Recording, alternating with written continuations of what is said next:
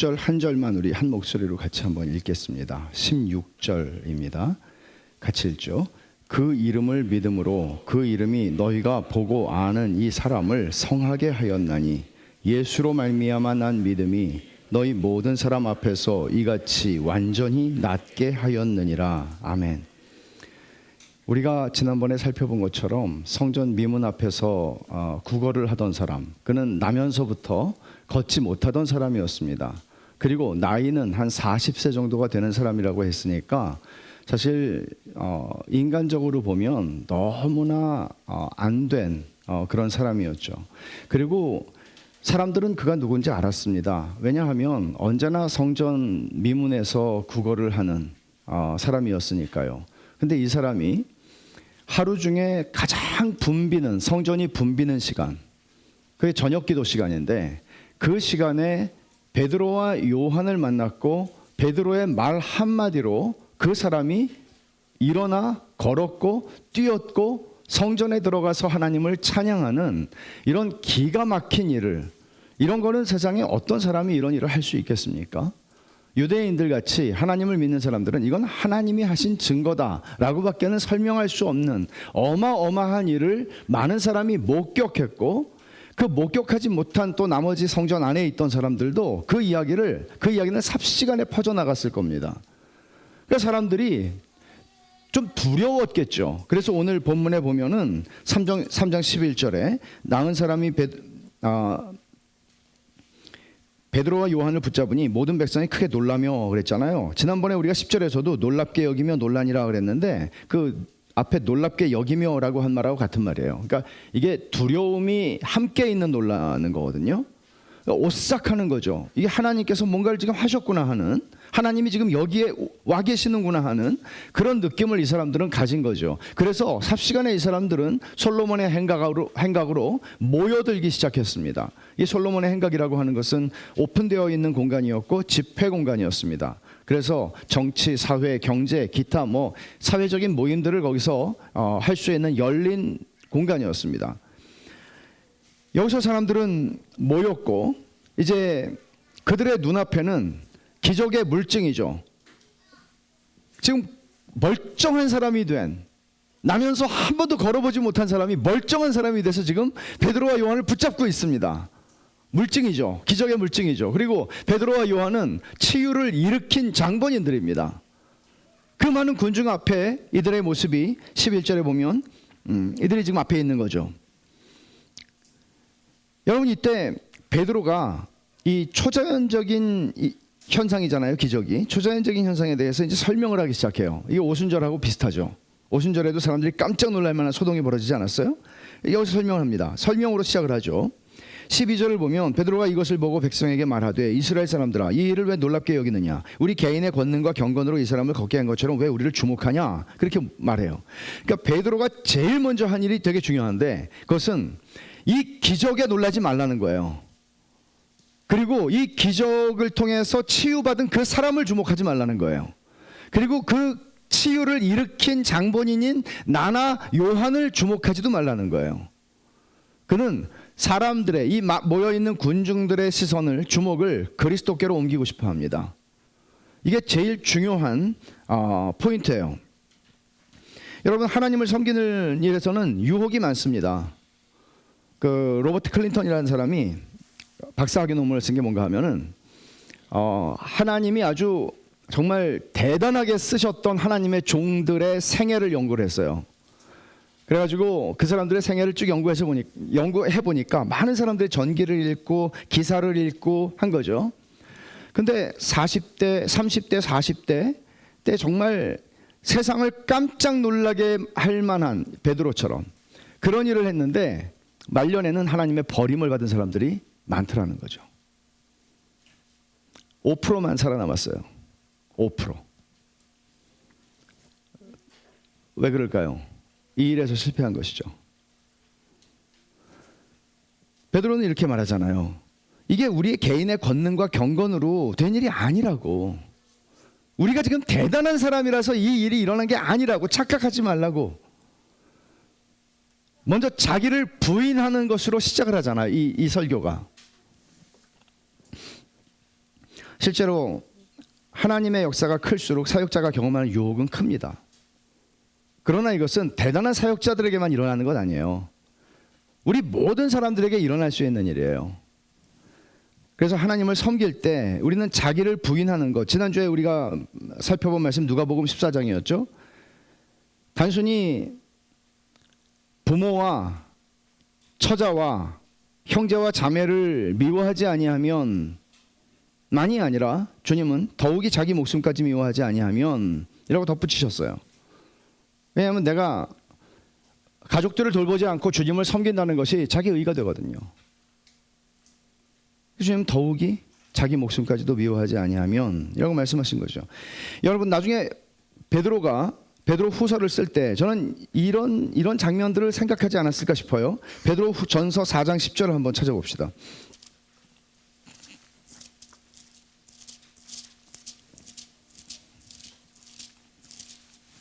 베드로전서 4장 10절과 11절입니다. 각각 은사를 받은 대로 하나님의 여러 가지 은혜를 맡은 선한 청지기같이 서로 봉사하라. 만일 누가 말하려면 하나님의 말씀을 하는 것 같이 하고 누가 봉사하려면 하나님이 공급하시는 힘으로 하는 것 같이 하라. 이는 범사에 예수 그리스도로 말미암아 하나님이 영광을 받으시게 하려 함이니 그에게 영광과 권능이 세세에 무궁하도록 있느니라. 아멘. 너무나 많은 사람들이 이 일에서 넘어집니다. 스펄전한테 어떤 분이 스펄전이 이제 설교를 마치고 나갈 때 인사를 했다 그러죠. 오늘 말씀은 정말 하나님께서 직접 오셔서 저에게 말씀하시는 것 같았어요. 정말 이런 대단한 설교를 하시다니요. 그러니까 스펄전이 그렇게 얘기했다고 그러잖아요. 그렇지 않아도 한 분이 먼저 그렇게 얘기를 하고 지나갔다고. 그분의 이름은 사탄이라고. 2000년의 교회 역사에서 가장 탁월한 설교를 했다고 알려지는 스펄전. 그 사람은 끝까지 하나님의 종이었습니다. 이걸 한 거죠. 자기 부인을 한 거죠. 저는 스펄전도 아니죠. 그리고 여러분들도 스펄전이 아닙니다. 그러나 이것은 우리 모두에게 해당되는 일입니다. 초점은 치유의 기적 자체도 아니고 치유받은 사람도 아니고 치유를 행한 사람도 아닙니다. 베드로는 이제 이 초자연적 사건의 열쇠가 되는 분을 소개합니다. 13절이죠. 아브라함과 이삭과 야곱의 하나님 곧 우리 조상의 하나님이 그의 종 예수를 영화롭게 하셨느니라. 그의 종 예수, 하나님의 종 예수. 아브라함과 이삭과 야곱의 하나님, 우리 조상의 하나님. 베드로는 우리 조상의 하나님이라고 말하면서 청중들과 자신을 동일시합니다. 우리 조상들이 섬기는 하나님 우리가 섬기고 있잖아요. 이렇게 얘기를 하는 것입니다. 여러분과 나는 같은 사람입니다 라고 얘기를 하는 것입니다. 근데 아브라함과 이삭과 야곱의 하나님이라고 얘기한 것은 예수님이 마가복음 12장 27절에서 말씀하신 것처럼 이것은 죽은 자의 하나님이라는 의미로 쓰는 거 아닙니다. 아브라함과 이삭과 야곱은 살아있는 자이며 하나님은 그들의 하나님이시고 살아계신 하나님이라는 뜻입니다. 죽은 조상들의 하나님이라는 얘기가 아닙니다. 우리의 16대 32대 할아버지가 섬겼던 조상 무슨 누구를 섬긴다 그런 얘기 아닙니다. 우리는 살아계신 하나님을 섬기고 있다는 의미에서 이런 표현을 쓰는 것입니다. 저는 이 표현을 보면 생각나는 게 있어요. 인상적으로 읽은 어떤 책에서 블레이즈 파스칼이 팡세를 쓴 사람이죠. 그가 즐겨 입던 외투 안에 죽은 다음에 그 하인이 이제 유품을 정리하는데 그가 즐겨 입던 외투가 몇 개나 있었겠어요. 17세기에. 그 즐겨 입던 외투에 천으로 그 실로 기운 부분이 있어서 이게 뭐지? 그러고 이렇게 열어봤대요. 포켓인데. 그랬더니 거기 작은 양피지에 글이 잔뜩 쓰여져 있는데 거기에 뭐라고 글이 쓰여져 있었나 하면 이런 글이었어요. 은총의 해 1654년 11월 23일 월요일 성 클레멘트의 축일 저녁 약 10시 반부터 12시 반쯤까지 불 철학자들과 학자들의 하나님이 아닌 아브라함의 하나님, 이삭의 하나님, 야곱의 하나님. 확신, 느낌, 기쁨, 평화, 예수 그리스도의 하나님. 죽기 8년 전에 회심을 했습니다. 그리고 그가 회심한 그 순간을 그는 잊을 수가 없는 또 탁월한 수학자이기도 했지만 탁월한 그 글을 쓰는 사람 아니었습니까? 이렇게 표현을 한 것이죠. 그리고 자신의 삶을 변화시킨 이 만남에 대한 신앙 고백을 자기의 옷에 간직하고 있었던 것 같습니다. 그가 만난 하나님은 아브라함과 이삭과 야곱의 하나님이었습니다. 우리도 마찬가지입니다. 하나님께서는 그 아브라함과 이삭과 야곱의 하나님을 하나님께서는 그의 종인 예수를 영화롭게 하였다고 이 13절에 말씀하고 있죠. 그의 종 예수를 영화롭게 하셨느니라. 근데 여러분, 이 베드로의 설교를 보면 여기에 적어도 한 6개 정도의 그 예수님에 대한 구약적 칭호들이 나와요. 요거를 간단하게만 제가 설명을 드릴게요. 이거는 나중에 뭐 강의를 하든지 할 수 있는 거니까. 첫째는 지금 그의 종이라고 13절에 한 것이에요. 26절에도 보시면 동일한 표현이 나오죠. 하나님이 그 종을 세워 복 주시려고. 이 종이라고 하는 표현은 그냥 쓰는 일반적인 표현은 아니에요. 이 종이라고 하는 것은 이사야 선지자가 구약 성경에 예언한 것처럼 하나님의 고난받는 종으로서의 메시아를 가리키는 칭호였습니다. 그래서 그것을 지금 끄집어내고 있는 것이고요. 그 다음에 14절에 보시면 거룩하고 의로운이라고 그랬는데 헬라어에 보면은 이게 관사가 있어요. 그러니까 그 거룩하고 의로운 분, 거룩하고 의로운이라는 것은 두 개의 형용사지만 하나의 관사를 붙여서 이게 하나의 칭호라는 것을 보여주는데 이것도 역시 구약에 나오는 메시아에 대한 칭호였습니다. 뿐만 아니라 그러니까 사실 거룩하고 의로운 이라고 말하고 너희는 그분을 거부하고 살인한 사람을 놓아주기를 구하여, 대조시키는 거죠. 거룩하고 의로운 분은 거부하고 도리어 살인자를 너희는 놓아주기를 구했다. 그 다음에 15절에 생명의 주라고 나오죠. 생명의 주라는 것은 생명의 근원 또는 생명의 주관자, 생명을 주시는 분, 다양한 의미입니다. 이게 모순어법이라고 그러죠. 이거를 생명의 주를 죽였도다. 생명의 주를 어떻게 죽여요? 생명의 주인데 메시아를 가리키는 말입니다.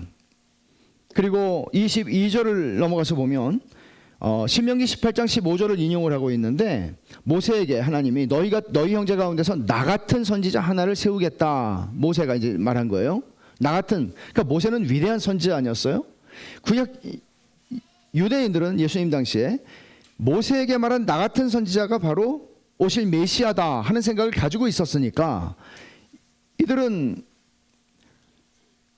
이 사람이 언제 오지? 기다리고 있는데 지금 베드로는 뭐라고 말합니까? 바로 너희가 얼마 전에 몇 주 전에 죽인 십자가에 못 박으소서 했던 그 예수가 그 청년이 바로 나 같은 선지자라고 모세가 말했던 그분이다 라고 말합니다. 그리고 20절에서는 이제 주께서 너희를 위하여 예정하신 그리스도, 좀 앞으로 가세요. 그리스도, 예정하신 그리스도라는 말은 구약 히브리 말로 하면은 메시아죠. 기름 부음 받은 자죠. 구약 성경에서 그렇게 많은 예언자들이 예언했던 바로 그리스도라고 얘기를 합니다. 마지막으로 25절에 아브라함의 씨라고 하는 말이 나옵니다. 너의 씨로 말미암아 복을 받으리라. 창세기 12장 1절에서 3절에 하나님이 아브라함에게 말씀하시죠. 너의 본토 친척 아버지의 집을 떠나라. 내가 너에게 복을 주겠다. 너를 창대케 하겠다. 거기서 너의 씨로 말미암아 땅의 모든 족속이 복을 받을 거야 라고 말씀하십니다. 그 너의 씨, 자손, 그것이 바로 예수 그리스도라고 얘기를 합니다. 이렇게 다중적인 많은 메시아 호칭을 사용해서 베드로가 군중의 시선을, 우리는 지금 여기에 유대인들 1세기의 유대인 청중만큼 우리는 구약 성경에 익숙하지는 않을 수 있습니다. 그러나 그들이 기다리는 건 오매물망 하나였습니다. 메시아죠. 이렇게 다양한 이름으로 예언되어 있던 메시아, 그분을 기다리고 있는데 그 모든 것들을 다 가지고 오면서 지금 너희가 몇 주 전에 죽인 예수, 그가 바로 그분이야 라고 얘기를 하는 거죠.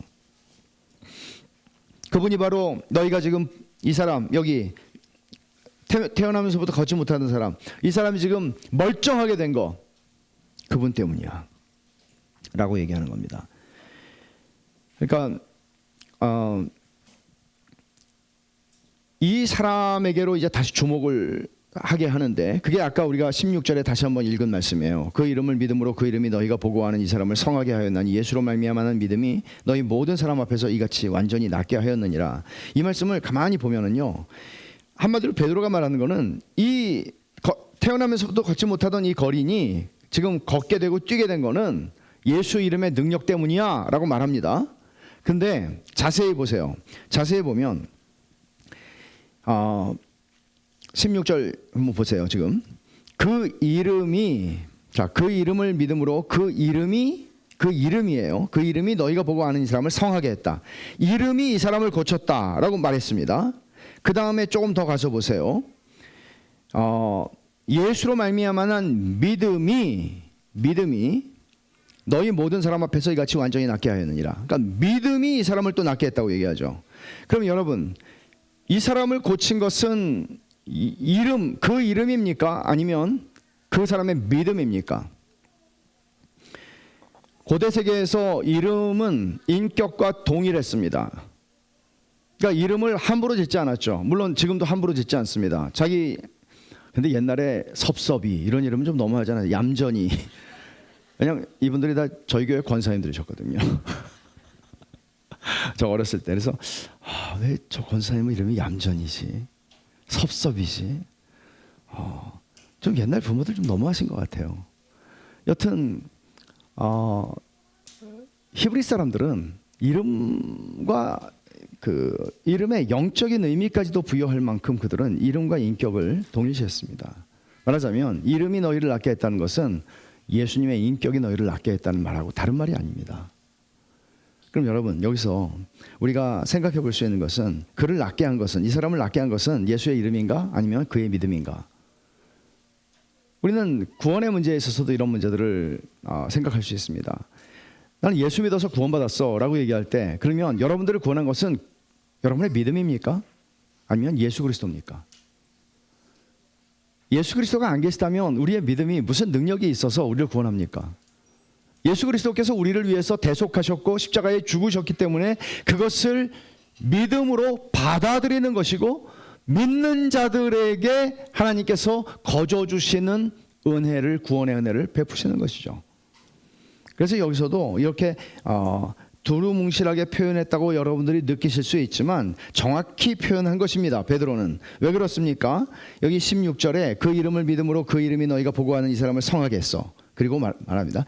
예수로 말미암아 난 믿음이라고 얘기하죠. 믿음은 그 사람 안에서, 마음에서 흘러나온 것이 아니라, 물론 그 사람이 믿었어요. 그러나 예수로 말미암아 난 믿음이라고 그는 분명하게, 베드로는 말씀하고 있습니다. 몇 주 전에 예루살렘 성문 밖에서 십자가에 달려 죽은 나사렛 출신 청년의 이름은 예수였습니다. 그 옆에 죽은 강도들이 있었는데 그 사람들의 이름은 몰라요. 예루살렘 사람들도 거기에는 관심이 없었어요. 그러나 그 가운데서 죽은 청년의 이름은 예루살렘, 유대, 사마리아 할 것 없이 거의 대부분의 사람들이 알았습니다. 그 청년은 예수였습니다. 그 이름은 예수였습니다. 나사렛 출신의 청년이었습니다. 근데 지금 베드로는 바로 그 비천해진 이름이 하나님께서 그를 영화롭게 하신 이름이 되었다고 이야기하는 것이죠. 그리고 그 이름이 이 사람을 고쳤다고, 이 너희들 앞에 있는 이 사람을 고쳤다고 말하는 것입니다. 그리고는 베드로는 조목조목 이 청중들을 고발합니다. 정죄합니다. 무서울 정도로. 베드로가 어떻게 이렇게 용감했을까? 성령님이 아니면 설명할 수 없는 일이죠. 이 사람들을 고발하는 내용을 보면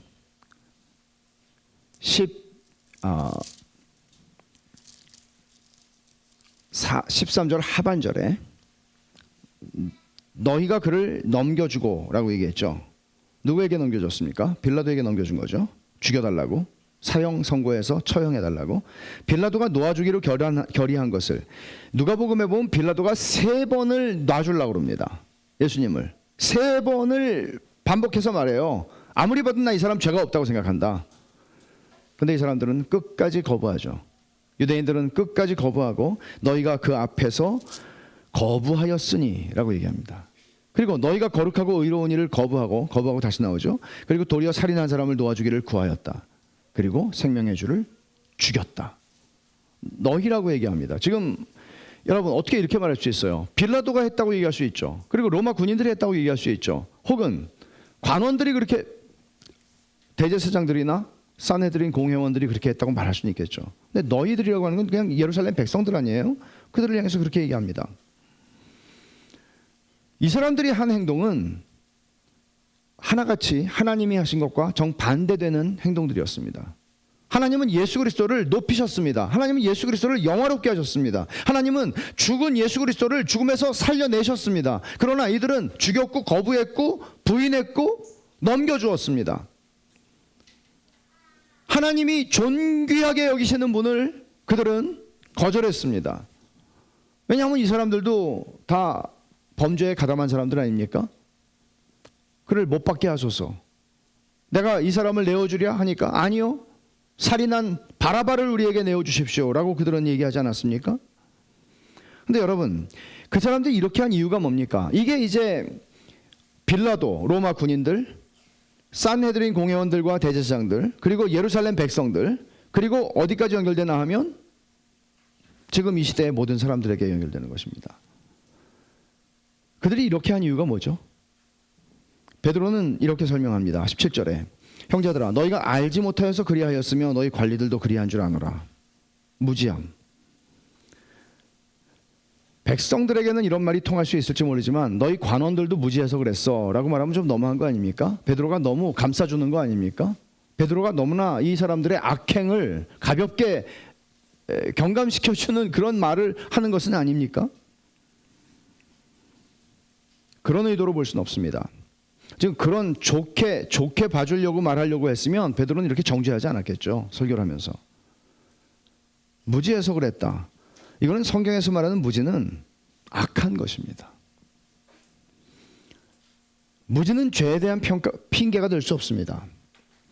예수님의 심판대 앞에 마지막 날에 우리 모두가 다 서게 될 것입니다. 그리고는 사람들이 그랬죠. 몰랐다고. 그러잖아요. 마태복음 25장에서도 몰랐다고. 근데 모르는 게 핑계가 되지 않는다는 것을 주님은 말씀하시지 않았습니까? 모르는 게 핑계가 되지 않습니다. 자신들의 죄에 대한 책임을 주님은 부인할 수 없도록 요구하실 것입니다.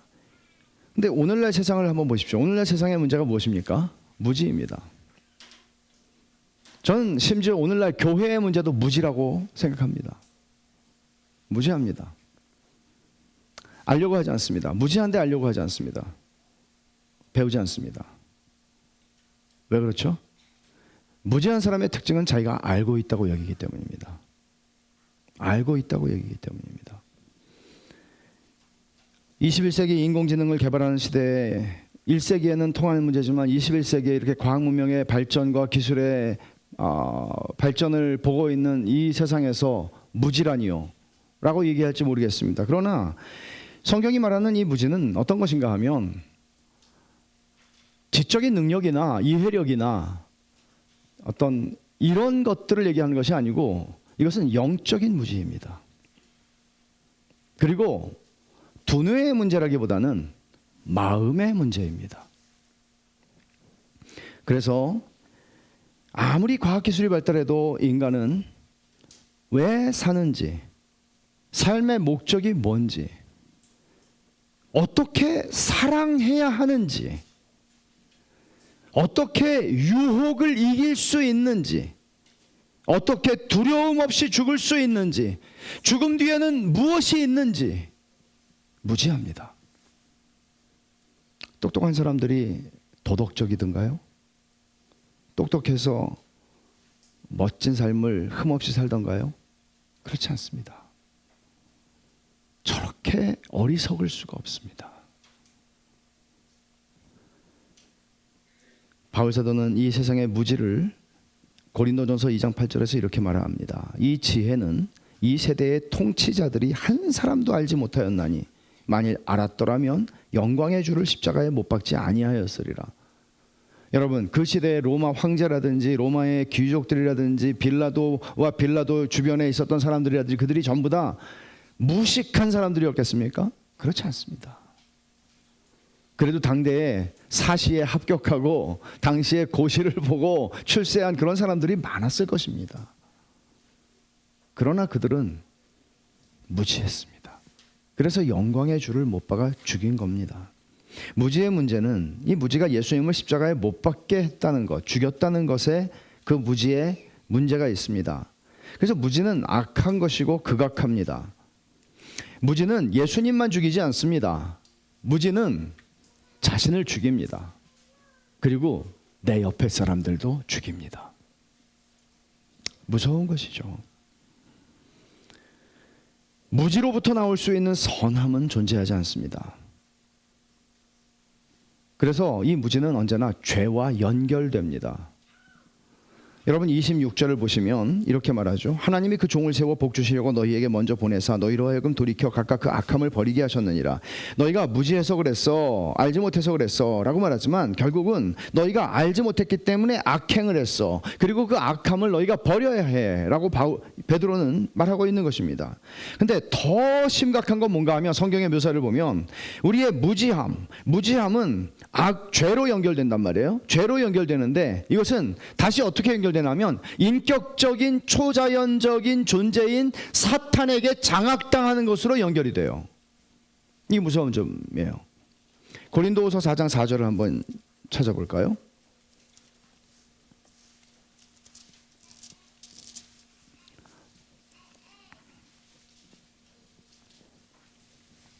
그 중에 이 세상의 신은 사탄을 가리킵니다. 믿지 아니하는 자들의 마음을 혼미하게 하여 그리스도의 영광의 복음의 광채가 비치지 못하게 함이니 그리스도는 하나님의 형상이니라. 그리스도의 영광의 복음의 광채가 비치지 못하니까 그들은 무지합니다. 혼미한 상태 가운데 있습니다. 영적으로. 이 혼미한 상태에 있는 것이 왜 그렇다고 얘기하는 거예요? 이 세상 신이 그들의 마음을 혼미하게 했다는 것이죠. 무서운 것입니다. 우리의 마음이 지배를 받는 것이죠. 그래서 여러분 잠언을 읽으시면 잠언은 무슨 뭡니까? 그 잠언은 그저 이 세상을 살아가는 어떤 지혜를 알려주는 그런 지혜에 관한 책이 아니라 잠언이 지혜를 얼마나 많이 말해요. 근데 잠언이 말하는 지혜는 뭔가 하면 하나님을 경외하는 삶입니다. 그리고 잠언에서 지혜만큼이나 많이 말하는 게 뭐죠? 미련함이에요. 그 미련함은 뭔지 아세요? 악한 것입니다. 미련한 것은 단순히 내가 몰랐다는 얘기가 아니라 미련한 것은 악과 연결이 됩니다. 그래서 여러분 잠언 1장 7절에 여호와를 경외하는 것이 지식의 근본이라고 얘기하잖아요. 반면에 성경에 나오는 유머 중에 하나인데 잠언 27장 한번 찾아보세요.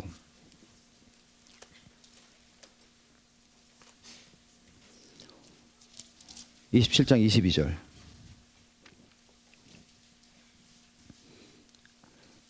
제가 읽습니다. 27장 22절. 미련한 자를 곡물과 함께 절구에 넣고 공의로 찌을지라도 그의 미련은 벗겨지지 아니하느니라. 좀 유머러스한 말이죠. 그러나 무서운 말이죠. 그 말하자면 하나님의 은혜로운 역사가 그 사람에게 일어나기 전에는 그 미련함이 없어지지 않는다는 얘기죠. 그 무지함이 없어지지 않는다는 얘기죠. 그 무지를 가지고 죄악으로 달려간다는 얘기죠. 무서운 얘기예요. 무지가 비극적인 것은 이것이 자기 죄에 대한 무지이고 하나님께 대한 무지이기 때문입니다. 예수님이 십자가에서 하셨던 7말씀 가운데 하나가 무지와 관련된 기도였다는 사실 기억하세요? 이것이죠. 누가복음 23장 34절에 예수께서 이르시되 아버지 저들을 사하여 주옵소서 자기들이 하는 것을 알지 못함이니이다. 알지 못함이라고, 무지함이라고. 하지만 여러분 저는 이 기도도 되게 슬픈 기도라고 생각하거든요. 저들이 무슨 짓을 하고 있는지를 모르는 거예요. 여러분 다 알고 계세요?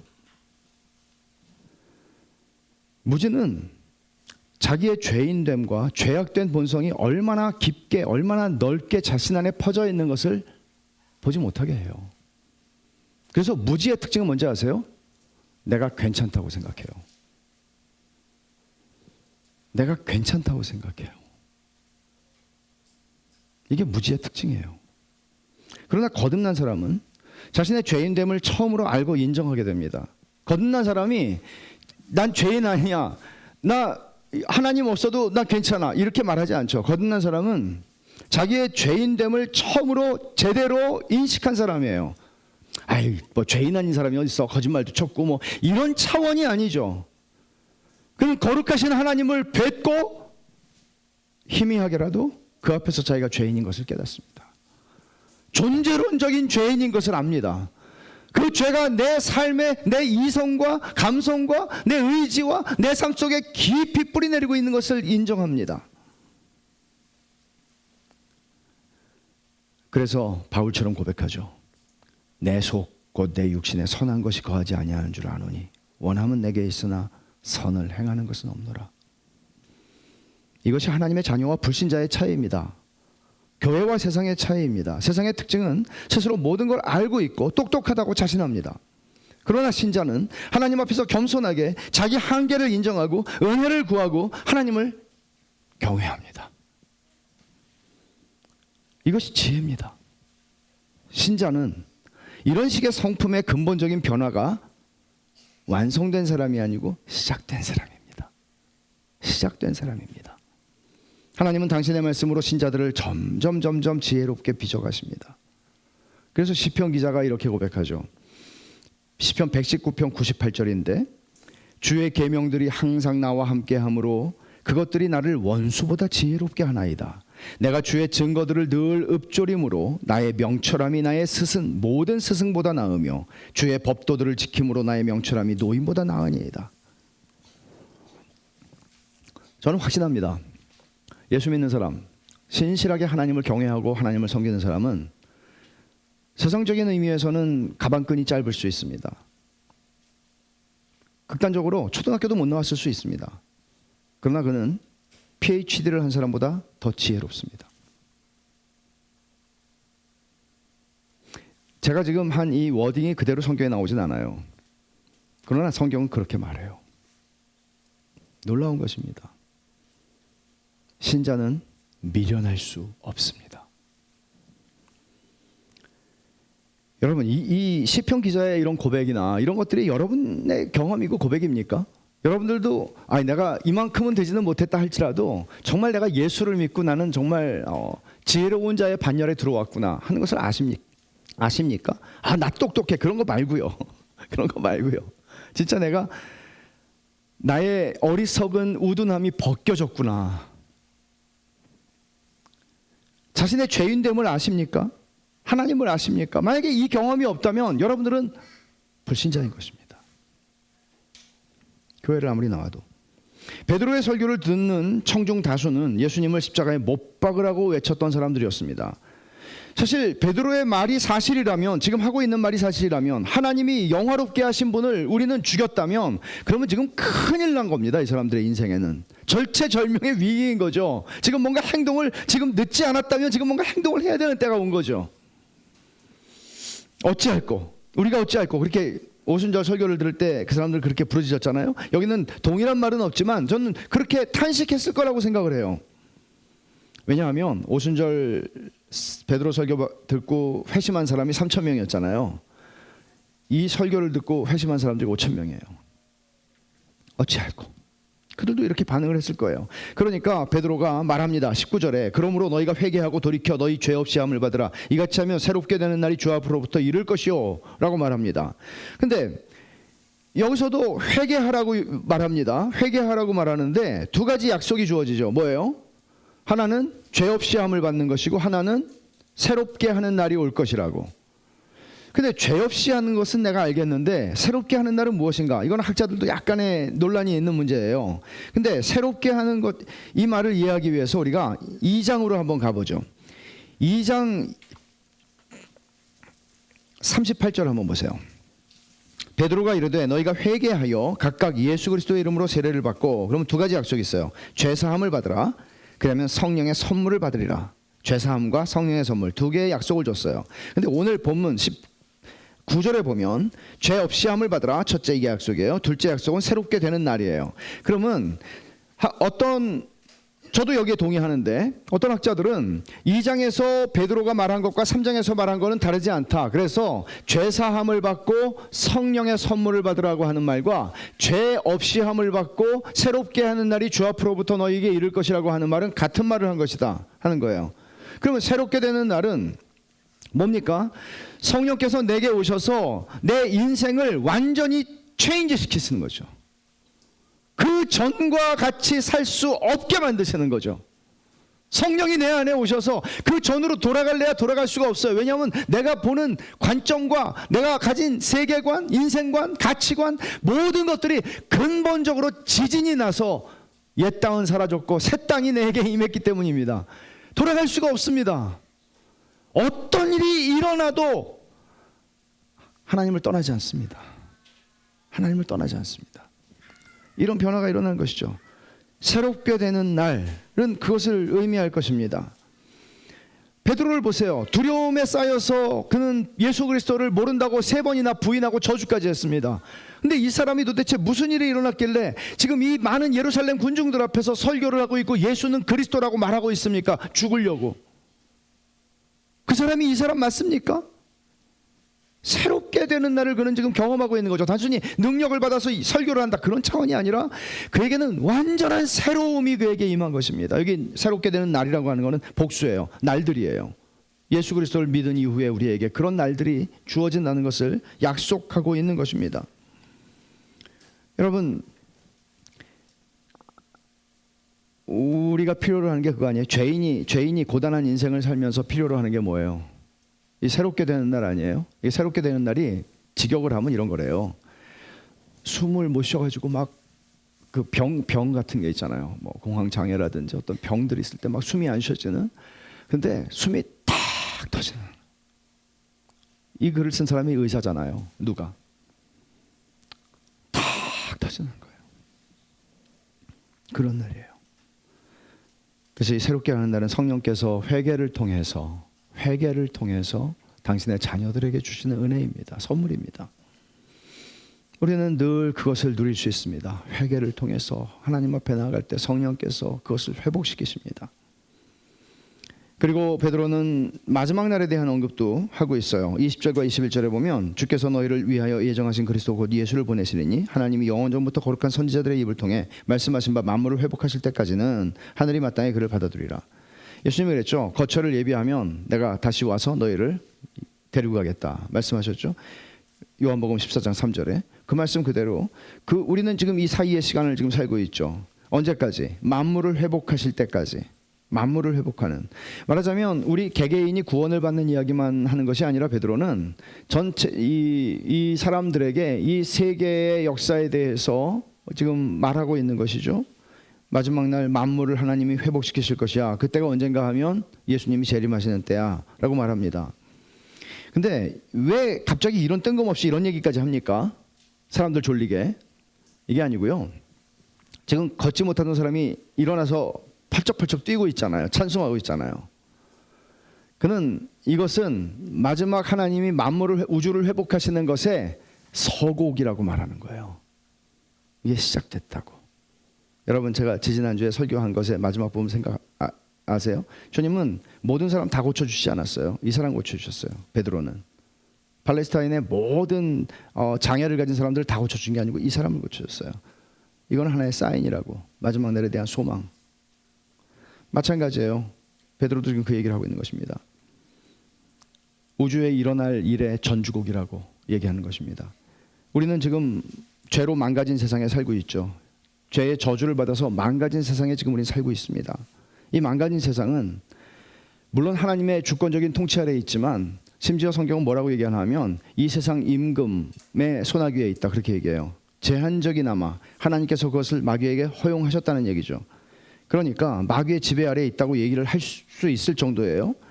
그러니까 이 망가진 세상에서 우리가 보는 것은 좋은 소식이 있을 수 없어요. 이 망가진 세상에서. 근데 이 망가진 세상을 향해서 기독교 복음은 무슨 의미가 있습니까? 이 망가진 세상에 교회라는 것이 이 망가진 세상의 한가운데 존재한다는 게 무슨 뜻이에요?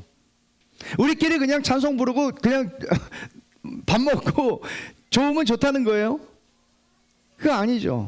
이 망가진 세상 속에 하나님이 어떤 일을 시작한 사람들을 교회로 모으셨어요. 어떤 일이 일어난 사람들이에요. 어떤 초자연적인 일이 일어난 사람들이 그리스도인이에요. 왜? 부모가 낳은 게 아니고 하나님의 위로부터 낳은 사람들이니까, 성령으로 낳은 사람들이니까, 거듭난 사람들이니까 그 일이 일어났다고 고백하는 사람들이 우리들이에요. 그게 교회예요. 그러면 교회가 이 망가진 세상 속에서 우리는 만물을 회복하시는 하나님의 거대한 역사 속에서 무엇을 하고 있냐고요. 우리가 소망이 되고 있느냐고요. 우리가 그들에게 어떤 뭔가 조짐이 있어 보이는데, 교회를 보니까 뭔가 희망이 있어 보이는데, 그리스도인들을 만나니까 뭔가가 있어 보이는데, 그게 일어나고 있습니까? 안 일어나고 있죠. 개독교니까 부인할 수가 없어요. 그러나 주의 약속이 여기 있습니다. 여러분, 이 약속을 우리가 믿는다면, 이 약속을 믿는다면 우리는 교회가 어떠해야 할지를 다시 한번 생각하게 될 것입니다. 우주적인 회복의 서막이 시작되었다. 그 사인이 어디 있느냐? 너희가 보는 이 걷지 못하던 사람이 여기 서서 있잖아, 뛰고 있잖아. 이 사람을 봐. 그 사람 어디 있어요? 여러분이 그 사람이에요. 우리들이 그 사람이에요. 교회가 그 사람이에요.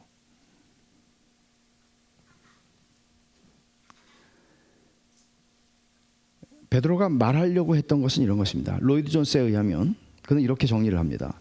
기적에 관심 갖지 마세요. 우리에게 관심 갖지 마세요. 여러분에게 묻겠습니다. 여러분이 생명의 주, 하나님의 아들, 세상의 구주를 죽였다는 사실을 아십니까?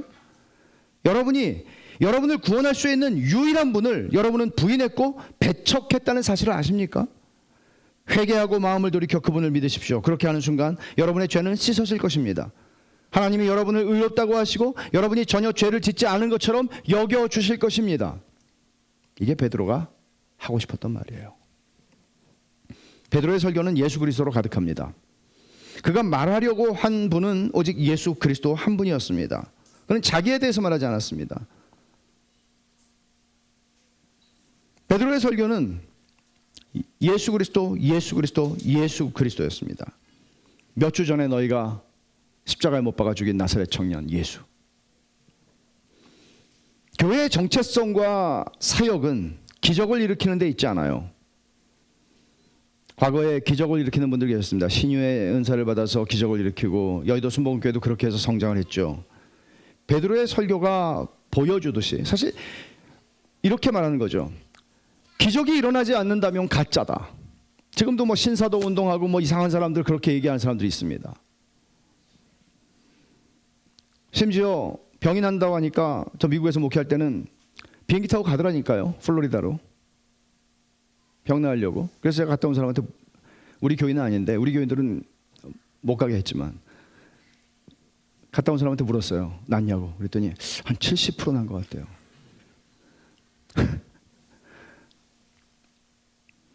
여러분, 무지한 것입니다. 악할 정도로 무지한 것입니다. 교회의 정체성과 사역은 예수님을 믿는 믿음에 근거합니다. 16절에서 말한 그대로입니다. 예수 그리스도를 전함으로써 이 무지한 세상에 예수 그리스도가 열쇠라는 사실을 알려주고, 예수 그리스도에게 우리 인생의 소망뿐만 아니라 이 우주 역사의 소망이 그분께 있다는 것을 이야기해 주는 것입니다.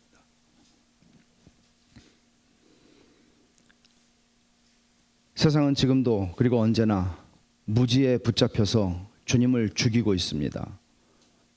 세상은 이렇게 말하는 거죠. 저를 없이 하소서. 왜 예수 그리스도에게 관심이 없을까요? 세상은 무지해서 그렇습니다. 만일 이 자리에 계시는 여러분 가운데 예수 그리스도에 대해서 여러분들이 지대한 관심을 가지고 있지 않다면 여러분들은 무지한 것입니다.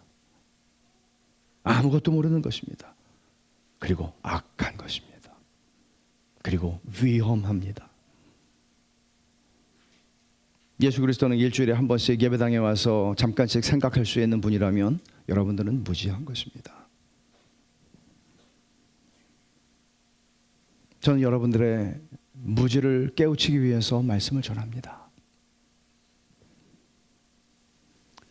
여러분, 우리 가운데 아무도 예수 그리스도에 대해서 중립적인 자리를 지킬 수 있는 사람은 없습니다. 예수 그리스도를 사랑하든가 그를 미워하는 것입니다. 교회의 정체성과 사명은 예수 이름의 능력을 붙잡는 것입니다. 그리고 그것을 말하는 것입니다. 그리고 마지막으로 한 가지 더 정리를 한다면 역사의 주권자가 되시는 하나님을 우리는 이 본문에서 발견합니다. 18절 마지막으로 한 번 더 읽죠. 그러나 하나님이 모든 선지자의 입을 통해 자기의 그리스도께서 고난받으실 일을 미리 알게 하신 것을 이와 같이 이루셨느니라. 여러분, 저는 좀 한편으로는 떨리면서 한편으로는 담대하게 하는 말씀이라고 생각을 하는데, 예루살렘 백성들과 유대 관원들과 빌라도와 로마 군인들을 그들은 예수님을 죽였습니다. 그러나 하나님은 이렇게 말씀하시는 거죠. 예수 그리스도를 죽였어. 근데 그렇게 해서 하나님의 뜻을 성취하는 거야. 그들은 하나님의 뜻을 이루어지지 못하도록 그들은 방해를 했어요. 그들의 무지한 악행으로. 그러나 하나님의 뜻은 그들의 무지한 악행에도 불구하고 하나님의 뜻이 서는 게 아니라 그들의 무지한 악행을 통해서, 이게 더 센 말이죠. 저는 세상에 제일 슬프고 답답한 사람들이 저 사람들이에요. 요셉의 형들. 제가 옛날에 한 안식년으로 2000년에 한 6개월 미국에 혼자 있었던 적이 있는데, 그때 볼 책이 없으니까 아마존에서 영어책을 주문해서 몇 개를 봤어요. 근데 그때 요셉에 대한 기억도 안 나요. 어떤 책인지. 되게 인상적인 게 이런 얘기였어요. 요셉의 형들은 하나님이 크게 쓰셨다. 근데 크게 쓰셨는데 자기들이 쓰임 받는다고 한 번도 생각한 적이 없다. 자기들은 이 속에서 나오는 악을 다 발현했고 그것을 써서 요셉을 팔아 넘겼다. 그들은 마음속에 일어나는 대로 행동했다. 근데 하나님은 그들을 쓰셨다. 하나님이 자기를 어떻게 쓰시는지 전혀 알지 못한 채 쓰임받는 사람들이 이 세상에는 많다. 슬픈 일이죠. 저는 빌라도가 그랬고 로마 군인들이 그랬고 예루살렘 백성이 그랬고 산헤드린 공회원들이 그랬고 대제사장들이 그랬다고 봅니다. 미리 정하신 하나님의 뜻대로 그리스도의 고난과 죽으심을 통해 하나님은 당신의 구원의 역사를 이루십니다. 그러니까 여러분, 이것도 적극적으로 능동적으로 하나님이 그 일을 이루세요. 이 말은 우리에게 이렇게 말합니다. 이것은 하나님의 큰 역사 속에서만이 아닙니다. 여러분들이 예수를 믿는 사람들의 가정과 여러분들의 자녀들과 여러분 자신들을 향해서도 그렇습니다. 걱정하지 마라. 염려하지 마라. 내게 구하라. 아무것도 염려하지 말고 내게 구하라. 그렇게 말씀하시는 것이죠. 여러분, 이 세상에서 역사가 돌아가는 걸 보면 정말 부조리하고 불의한 일들이 얼마나 많이 일어납니까? 그러나 그리스도인들은 거기에서 좌절하거나 절망하지 않습니다. 느부갓네살 왕이 예루살렘을 침공하고 유대를 삼켜버리고 예루살렘에 서 있는 성전을 다 무너뜨리고 불태워버렸지만 하나님은 그걸 통해서 하나님의 일을 하셨단 말이죠. 세상에 이렇게 무서울 수가 없어요. 내가 그리스도인인데 왜 나한테 이런 일이 일어나? 하나님이 나한테 도대체 왜 이러시는 거야? 우리는 모르죠, 답을. 그렇지만 하나님만 그렇게 하실 수 있어요.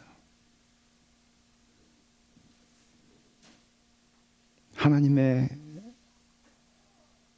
지혜 속에서 하나님의 뜻을 이루어 가세요. 우리의 작은 인생에도 다 적용되는 말이에요. 그러니까 우리는 조급함으로부터 자유할 수 있고요. 우리가 물어야 할 질문은 있어요. 이런 겁니다. 이 일을 하나님이 기뻐하시는 일일까? 저는 모르겠어요. 대학교 때 제자 훈련을 잘 받아서 그러나 살면서 지금까지 늘 그 질문을 던졌어요. 이 일을 하나님이 기뻐하시는 일일까? 이 일을 위해서 우리는 내가 이 일을 위해서 끝까지 주님의 뜻을 따라서 순종하고자 하는가? 여러분, 신자들은 자연의 법칙과 세상의 계산이 지배하는 현실을 하나님의 능력이 지배하는 현실보다 더 신뢰하지 않는지 늘 자문해 봐야 돼요. 역사를 보면 하나님의 사람들은 이 일을 내가 할 수 있을까? 라고 질문하지 않습니다. 그들은 이 일은 해야 하는 일인가? 하나님이 기뻐하시는 일인가? 그것을 그들은 묻습니다. 늘 살펴야 하는 것은 내 뜻과 하나님의 뜻을 혼동하지 않는 것입니다. 조심해야 합니다. 그 하나님께서 택하신 자들의 구원을 이루시고 만물의 회복의 날을 주시고 우리 모두 죄를 완전히 벗어버리고 치유받은 그 사람처럼 뛰며 기뻐하며 하나님을 찬송하며 거칠 게 뭐가 있겠습니까? 그런 날을 주실 것입니다. 그날은 옵니다. 예수님의 재림과 함께 그날은 옵니다. 반드시 옵니다. 저는 그날을 기다립니다. 우리 같이 기다립시다. 기도하겠습니다.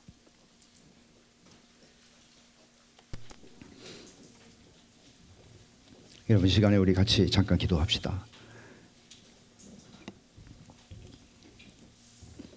우리는 이 망가진 세상을 향해 기독교가 줄 수 있는 복음의 메시지가 무엇인지를 오늘 베드로의 설교를 통해 들었습니다.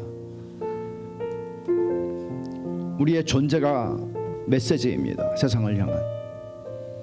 우리가 치유받은 그 사람처럼 한 번도 40년 동안 걸어보지 못한 그 사람이 걷게 되고 뛰게 되고 하나님을 찬송한 것처럼 우리는 복음의 은혜 속에서 그거를 누구를 바라가 아니고 내가 그 사람이다. 내가 그 사람이다. 누군가가 나를 주목하여 본다면 나를 이렇게 만든 것은 그 예수 이름의 능력이라고, 예수 그리스도를 보라고 말할 수 있는 것입니다. 저는 오늘 우리 교회가 이 세상 속에, 이 망가지고 소망 없고 무지한 세상 속에 우리의 삶으로, 우리의 태도로, 우리의 존재로, 우리의 메시지를 통해서 예수 그리스도를 보여주고 들려줘야 한다고 믿습니다. 주님, 제 인생이 그렇게 되기를 원하고, 주님, 우리 교회가 그렇게 되게 해주십시오. 기독교라고 손가락질 받는 이 시대에 주님, 우리가 진짜 교회가 되게 해주십시오. 우리가 진짜 신자가 되게 해주십시오. 같이 한번 기도합시다. 기도하겠습니다. 하나님 아버지, 고맙고 감사합니다. 오늘 저희들에게 주님이 주신 말씀을 저희의 가슴에 새깁니다. 주님, 죄로 말미암아, 죄의 저주로 말미암아 망가진 이 세상 속에서 저희가 살아가며 저희들도 여전히 하나님의 구속의 은혜를 받았지만 여전히 우리 안에 있는 죄성이 남아있고, 아버지 하나님이 이것들에게 우리가 휘둘릴 때도 많이 있고 넘어질 때가 얼마나 많은지요. 그러나 오 주님, 주님께서 우리를 새롭게 하셨습니다. 부인할 수 없도록 하나님께서는 우리에게 죄 없이 함과 새롭게 하는 날들을 주셨나이다. 하나님 아버지, 이 은혜의 날들을 누리고 살아갈 수 있도록 하나님 아버지, 우리 하나님의 백성들이 교회로 모여서 그 은혜를 나눌 수 있도록, 그 은혜의 하나님을 찬미할 수 있도록 하나님, 저희들이 그런 교회가 되게 해주십시오. 이 세상 앞에 우리의 존재가, 우리의 태도가, 우리의 삶이, 우리의 행동이, 우리의 메시지가 하나님이 무지한 세상 속에 예수 그리스도가 열쇠요, 예수 그리스도가 소망이라고 말할 수 있도록 하나님, 그들에게 보여주고 그들에게 들려줄 수 있는 하나님, 그런 메시지가 되게 해주시옵소서. 아버지 하나님, 오늘 우리들이 그런 존재로 이 땅을 살아가며 하나님, 우리를 주목하는 이들에게 내가 아니라 예수 이름의 능력을 증거할 수 있는 하나님, 그런 교회, 그런 그리스도인 되게 해 주옵소서. 하나님 아버지, 감사합니다. 정말 놀라운 일이 1세기의 예루살렘 성전 미문 앞에서 일어났었는데, 주님, 그 놀라운 일과 비교할 수 없는 일이 저희들의 인생에 일어났고, 그래서 저희가 교회가 되었습니다. 하나님 아버지, 저희들에게 일어난 일이 얼마나 놀라운 일인지 저희 자신들이 알게 해주시고, 그리고 이 세상이 이걸 보고 두려워하고 놀라게 해주십시오. 저희 자신이 이 세상 무지하고 죄로 말미암아 망가져버린 이 소망 없는 세상 앞에 저희들 자신이 하나님의 메시지가 되게 하여 주시옵소서. 예수님의 이름으로 기도하옵나이다. 아멘.